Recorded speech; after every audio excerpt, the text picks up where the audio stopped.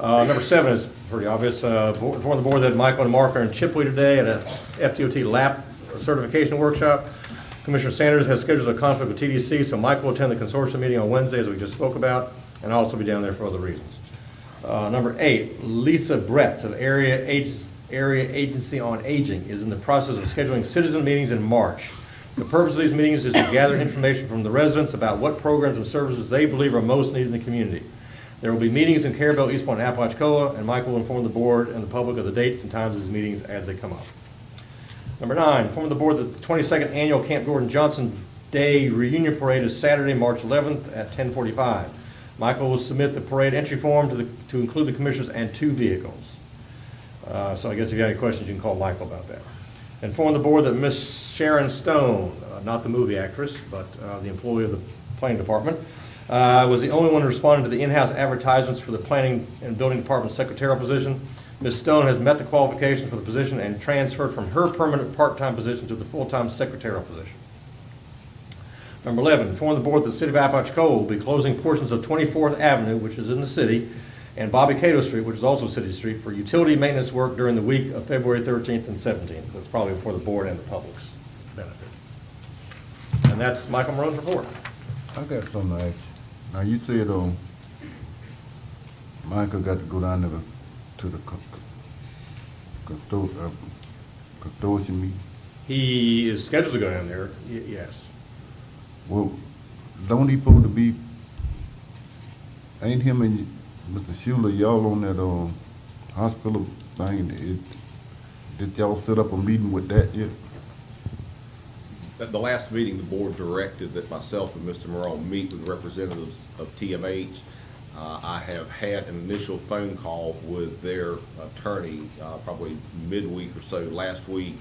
I told him we needed to schedule that joint meeting between myself and Mr. Morone, but I told him I wanted them to first meet with Mr. O'Brien and get their marching orders from him so that we could then have a productive meeting. That's a lot of backstory to tell you. We've had contact. We're in the process of scheduling the meeting, but I don't yet have notification of when that meeting is going to occur. So this won't, you I don't know? don't know. I can't say. I don't know I whether told this- him I was available other than this board meeting this morning. I told them that I would cancel anything else on my calendar and be available when they were available. So I can't say they won't call me today and be there tomorrow. And they may not do that. I just don't know. I mean, I I'll just defer, don't want to interfere with that. right, I mean, I'll defer to you all, and I can't speak for Michael's judgment, but I mean, if a meeting is called, then he needs to call you all. I'll be at the course, I'll be down there. I can't sit in a seat, but I'll be there, and if there's anything going on, I can, at least relay information. But if Michael has a conflict, I defer to you all which meeting you want him to go to. Well, he said they hadn't Right. contacted him about the meeting yet. Right, so if there's not a conflict, he'll go down, I presume. Yeah, but I don't want to miss no time on this meeting Okay. either. Well, we'll play that one out as it comes out. I will reach back out after this meeting and talk to the law firm and find out if they've got a time certain schedule. And if they do, I'll let y'all know when Mr. Morone. But as of right now, they've not called me to schedule a meeting. We got a short one, and that we got 60 days, and I don't want to hold up. You've got less than 60 days. Yeah, that's what I'm talking about. We have a 60 days. We're on the 30-day mark at this point. I don't want to delay. Well, again, I mean, if there's a meeting, he'll have to make that judgment call about what is more important. He'll talk to you all, I'm sure, if a meeting is scheduled. Anything else from Mr. Pierce? The board will recess 5 minutes before we begin the public records, public hearing. Smoky break, smoky break. Something was up.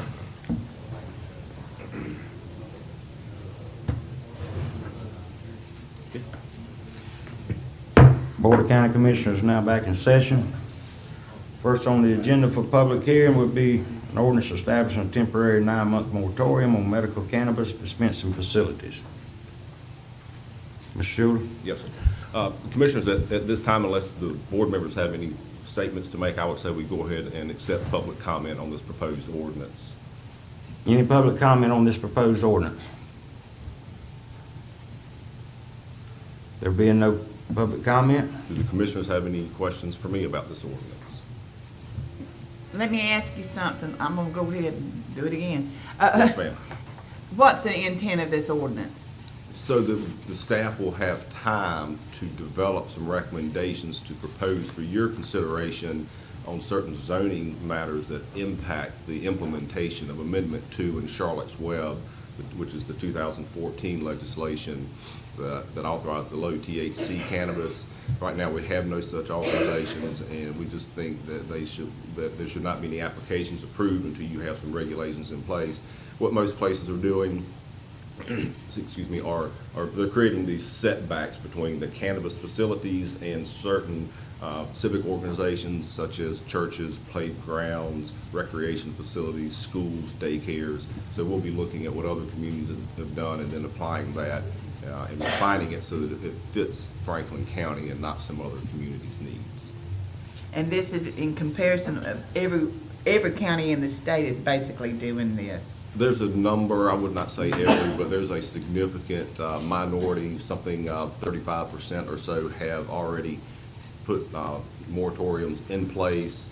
There's probably another 20 or so, I believe, that already have ordinances in place, which I think they probably have jumped the gun a little bit because right now the state has not adopted any legislation implementing Amendment 2, so they've adopted an ordinance not knowing what the legislature is going to do, nor has the Department of Health adopted its final rules.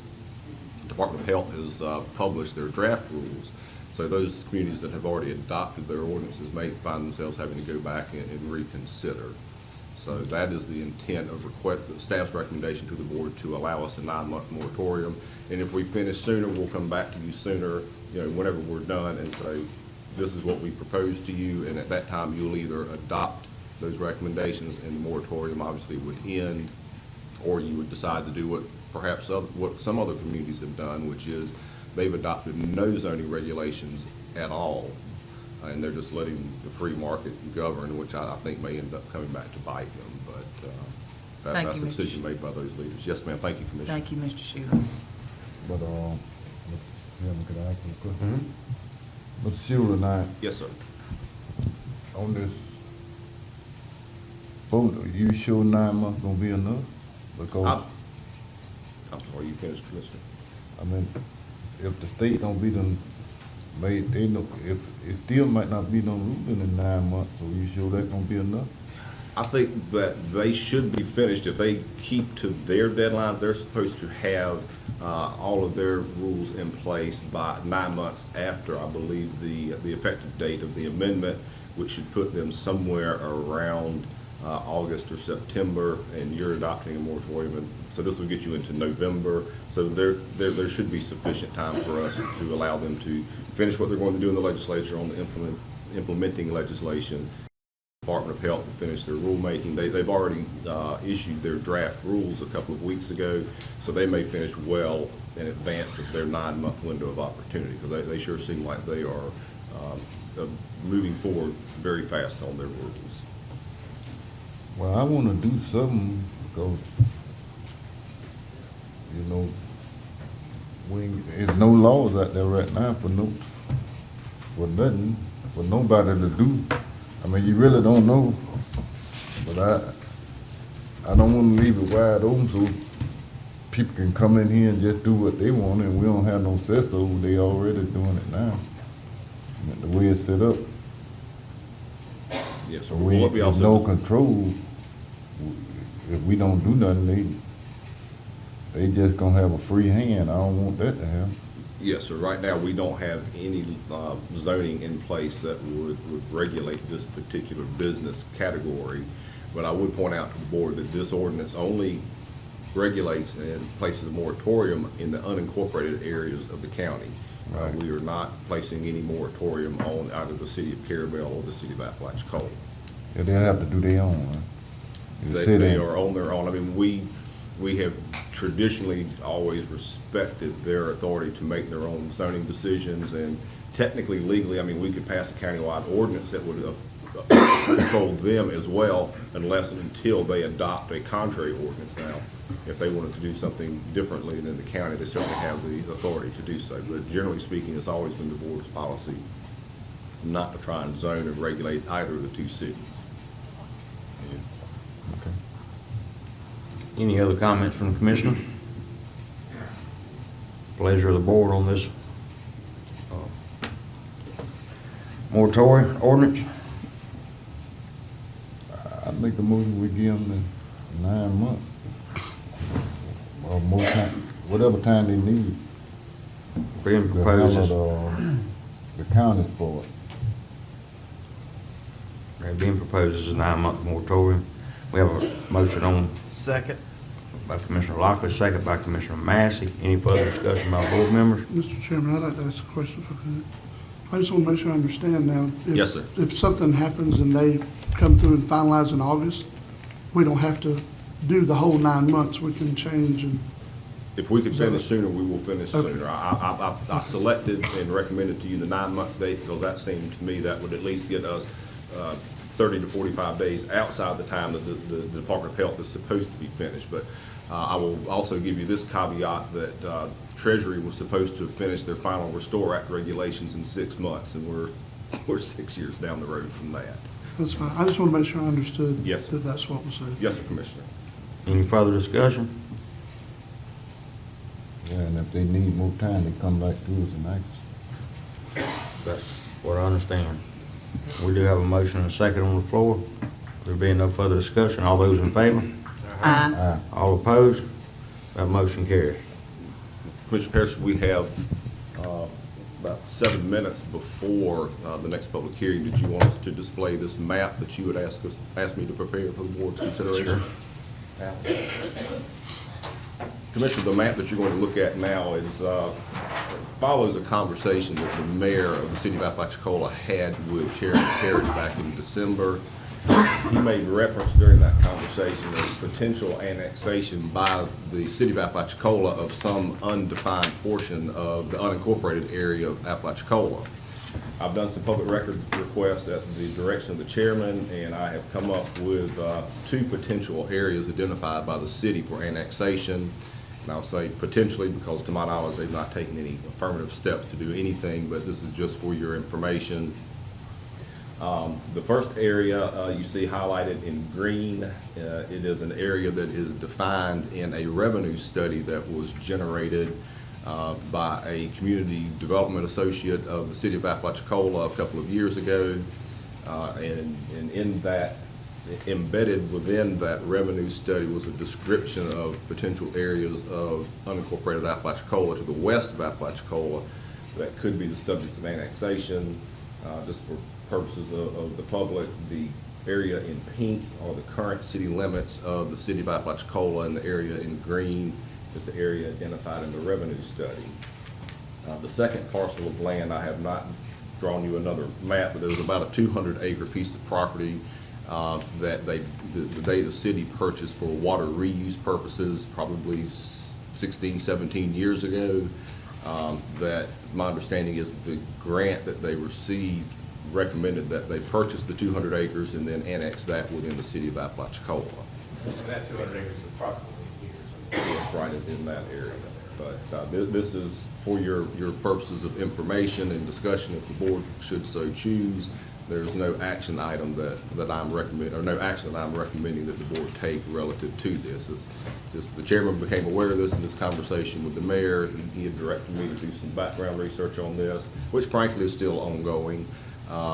But this is where we are now, the information that we have.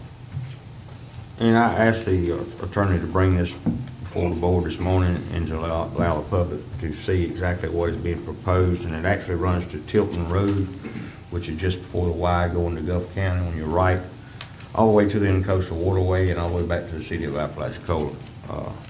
I will say that there's a lot of people up in arms that live in the unincorporated area of Franklin County that are opposed to this.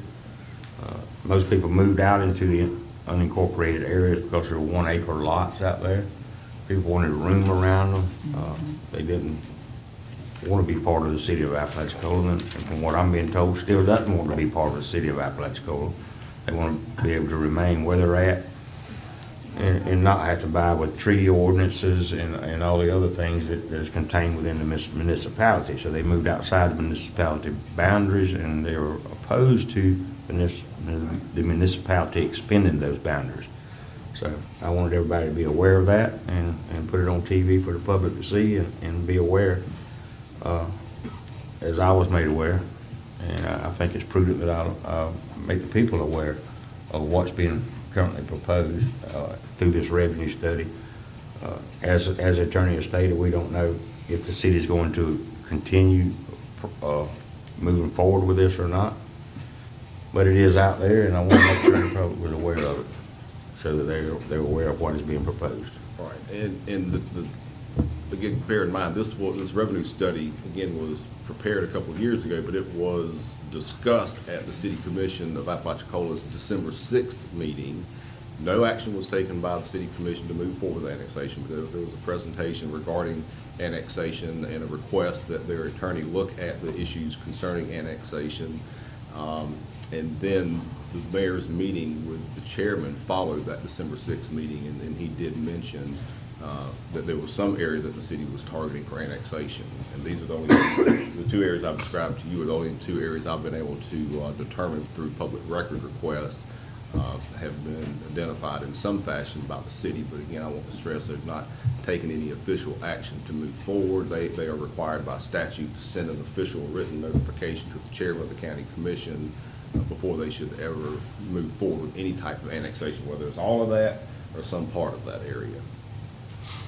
So- And I, just from observation, because I didn't know anything about it other than what had been sent out, that's a large chunk of land right there. And you're talking about if they annex this in, if they do, would it be by vote of the people? There are two types of annexations, and essentially, if it's an involuntary annexation where the city initiates and says we want to annex a certain area and the property owners have not requested to be annexed, then yes, that does have to go to the ballot. There is a statutory provision, and the board dealt with this quite frequently back in the heyday of commercial development, when the city of Carabel expanded their city limits quite a bit back during the heyday, but those were all voluntary annexations that were requested by the property owners who butted up to the city limits previously, and that what they wanted to become voluntarily annexed within the city because they wanted that water and sewer service. They wanted, to pay those extra taxes because they were getting a benefit through the development applications they were submitting. And I did request specifically if there had been any petitions filed for voluntary annexation. I've had no response to that record request. So my presumption is no one has submitted a request for voluntary annexation. Mr. Chairman, you just want this as an informational piece out Yes. there to inform the people that this is a possibility right here? That's correct. Well, you don't have to annex to get water and stuff from them, No, they're already They already providing done. water services, and I know the sewer service runs outside the city limits out to the old Breakaway Lodge site, and I know that there is water service being provided outside the city limits as well, so The city charges they charge a premium if they're premium outside the for a city service limits. outside the city limits. do? Well, why they wanna annex that big chunk and can't pick up trash? Nah. But I guess they're gonna still want us to pick it up. You can't, man, I don't buy with all. Yeah, it's hard to understand. We are at time to Yes. proceed with the public hearing. All right, you ready, Commissioner, you ready to proceed? Next on the agenda would be the public hearing on prohibiting peddling on county right-of-ways. What I would like to do, Mr. Chairman, I would like you to read this ordinance as being proposed. There's a lot of rumors out there that I'll just speak real quickly while you're getting ready. A lot of rumors out there that we're running all the peddlers off the island. That is not the case. That is not what's contained in this ordinance. And there's reasons why we're looking at drafting this ordinance. And it has nothing to do with running peddlers off the island. So I know maybe some people want to speak on that, and that's not happening, okay? They are being prohibited from being on county right-of-way. It does not prohibit them from being on the island. So I want to get that information out there. All right. Well, Proceed. Mr. Chairman, I will certainly read this word for word if that is the directions of the chairman, but the message from the people that have contacted me and what I've told them, board's proposed ordinance is not banning peddling throughout the county. What you are doing is you are restricting peddling from where it is currently occurring, which is on the right-of-ways. This proposed ordinance, if you adopt it, would prohibit peddling countywide along county right-of-ways, at county parks, and county recreation areas. They would still be allowed to peddle on private property as long as it's got the appropriate commercial zoning. Those were the instructions I had from the board, and that's the way this ordinance is drafted. It is clearly not a ban of peddling in general. It is a limited restriction on peddling, which essentially says you need to get off the public right-of-ways, out of the public parks, out of the public recreation areas, and move on to a commercial zone parcel of land, and then they would still be able to continue to peddle. So that is what this ordinance, if approved by the board, would accomplish. And again, some of the phone calls that I've had, I'm sure you've received some of them. In addition to what I've just told you, I have told these people that. What I've also told them is that when the board adopted this peddling ordinance in 1996, that was essentially 21 years ago. We have a lot more tourism, particularly on St. George Island, more need for the use of the right-of-ways now than we did 21 years ago. And so those are some of the factors that the board is looking at. Additionally, the board has received a lot more applications, particularly last year when you put the moratorium in place. Y'all were just inundated with applicants for peddling licenses, and you know, you can't pick and choose. I mean, there was no limit on the number of people. So the board chose to impose a moratorium, not issuing any more peddling licenses. So that is what this ordinance says, and that is why it has been presented to you here today. And real quickly, one area there where Doug Shrimp has been sitting for 20 years, 25 years, the county is now fixing to turn that into an overflow parking from the public parking on the island. There's an issue with saying, well, Mr. McKinney, you can no longer sit here because we're turning this into a parking area, but everybody else can park wherever they want to or wherever they've been parking. So you're discriminating against one individual to remove him from where he's been for all these years and allowing everybody else to continue moving on. And as the attorney has spoken, there were numerous people wanting to come in and get a peddler's license. Well, if we continue with these peddler's license and where you've been sitting for 20 years and you go there one morning and somebody else is sitting there, so be it. So be it. That's the way it's going to be, because it was not set up to have different designated areas. Well, Jane, you get this spot, and John, you get that spot. And we're coming inundated with all these applications for these permits that there's no place for these people to park. So what do? They're going to start moving into other areas where you've been sitting for 20 years. So it was becoming a real issue for the county, because we don't have the availability to just have 300 people have peddler's license. And we're getting more requests for peddler's license. But I did want to get it out there as attorney has referenced the ordinance, that it doesn't prohibit you from being on the island. If you're doing it, if you're selling, you do have to be in a commercially zoned piece of property. If you know somebody that has a piece of commercially zoned property and they want to allow you to sit there and peddle your goods, whether it's baked goods, whether it's shrimp, whether it's oysters, whatever, then that's fine. The county is getting out of the business, or what's being proposed is to get out of the business of allowing people to access the right-of-ways. Those right-of-ways are used for infrastructure, from phone lines to sewer lines to water lines. I mean, it's been utilized by a lot of different things. And, you know, it gets to a point where it's just also a huge liability on the county, allowing people to park on your right-of-ways. Somebody gets hit by a car, and, you know, it just goes. So that the aspect of what we've done over the last 25 years, which I've not been here that long, it just keeps getting bigger and bigger and bigger. So, having said that, we'll begin with public comment. Is that? Yes, but one other thing I wanted to mention, it slipped my mind until you just jogged my memory.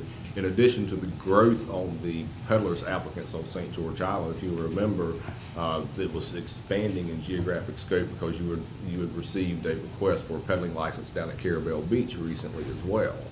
So, I mean, it's not only is it increasing in the number of applicants for St. George Island. It is expanding geographically throughout the county. So those were that was another one of the factors that led the board to want to conduct this public hearing and considering banning peddling in the right-of-way, the public parks and your public recreation areas, but not a general ban. And real quick before I take public comment, SR 300, which is the road that comes off of 98 going to the island, that is state right-of-way. Is that correct? It's state right away to the intersection of Gulf Beach Drive. Right. So from 98 to the intersection of Gulf State is state right-of-way. That is not county right-of-way. Where you see people selling the boiled peanuts going before you get up on the bridge. That's all state right-of-way. That's not county right-of-way, sir. We're not prohibiting you from sitting on state right-of-way. That's between you and the state. That issue is totally separate, also of what this ordinance is implying. We would, Public comment. any other comments from the board before I take public comment? Well, yeah, I wanna ask a question. Yes, sir. Well, in this case, would they need a peddler? The peddler license be gone then, right? Correct. You do You not don't need have an that. occupational license requirement in the county. The peddling license was only issued for the purposes of the peddling in the county right-of-ways, the public parks, and the recreation area. So you're correct, Commissioner. If the board acts to terminate this or enact this ordinance, which would void the prior peddling ordinance, then they would not have to get anything from the county. They would just, like the other businesses in unincorporated areas, they don't have occupational licenses, and they would not have to obtain as peddlers an occupational license. The peddler license that the county has previously issued allowed us to track how many people were sitting on county right-of-way peddling their goods. That was the way that we tracked this. And that's what reason this problem has come up, because now we're seeing so many more people come in and want these peddler's license, and now we know that we got a problem. We got, that's just like where Doug sits at. There's no 4 spots marked out and you can occupy A, B, C, or D. That's not the way the peddler's license was drawn up. There is no designated spot per person. There is no designated area. And it's just becoming a huge problem. Any other comments from the board? Public comment, raise your hand. Come forward. When you step to the podium, please state your name for the record. My name is Charlotte Botcher. I own a business on St. George Island. I have a few concerns about the ordinance, but I also came to speak on behalf of the people that have been on the island for more than 20 years. I feel that it will be a hardship for those people to move and to find another place. There's not a lot of open space or people that want to give up their property to set a fish wagon or whatever you want to call them. I do not call these people peddlers. A peddler is that moves from this location to over there and then over there. These people have been consistent, constant, courteous, and they abide by all the rules as far as food safety. And it would be a hardship for our tourists. I deal with 200 to 300, maybe more, during the summer of tourists. And they do not want to see those people leave. We've only had 4 people that have been on the island. And I don't see any hazard. I don't understand why this was written. And then we go back to 1996. Yes, we have increased in population since 1996. That's a lot of years ago. The other thing is there's more safety issues other than parking. There's safety issues, sidewalk issues. There's crosswalk issues. There's golf cart issues. People carrying little children on golf carts, 5- and 6-year-olds driving golf carts. Those are hazards. These people that have been there are not a hazard. They serve a purpose. They serve many of our winter guests. And to me, I would be forced, or not forced, but obligated to shop in East Point or in Apalachicola, as opposed to being where I live. And when I want to go get shrimp for my event, I would have to cross over and go somewhere else. So I feel that it's not in the benefit of the tourists. And I speak, like I say, I speak to many of them every day, every week. And I know I really appreciate your comments, because I understand that. I'm not speaking on Carabel or Lanark or any of the other places, just on our little place on St. George Island. And there's not many places that they can go. So I also want to, I address the safety and the welfare that, I think these people have abided by. I've never seen any hazards where they were. And I know it's really hard. You can't make an ordinance or exception. But I remember back, I don't know how many years ago it was, they were kind of grandfathered in. And I've not seen any new vendors, even before your moratorium came up. We've only had 4, and they've been consistent and constant. I don't know how. Maybe there's some other way to address this problem. I don't know, but I just wanted you to know I'm speaking on behalf of myself. I'm not here for an organization, and I'm only speaking on behalf of the tourists who've told me what they want. And we have many, many, and the people are advancing in age and they're even older than me. And they're advancing in age, and they want to be able to shop where they are. I thank you for your time.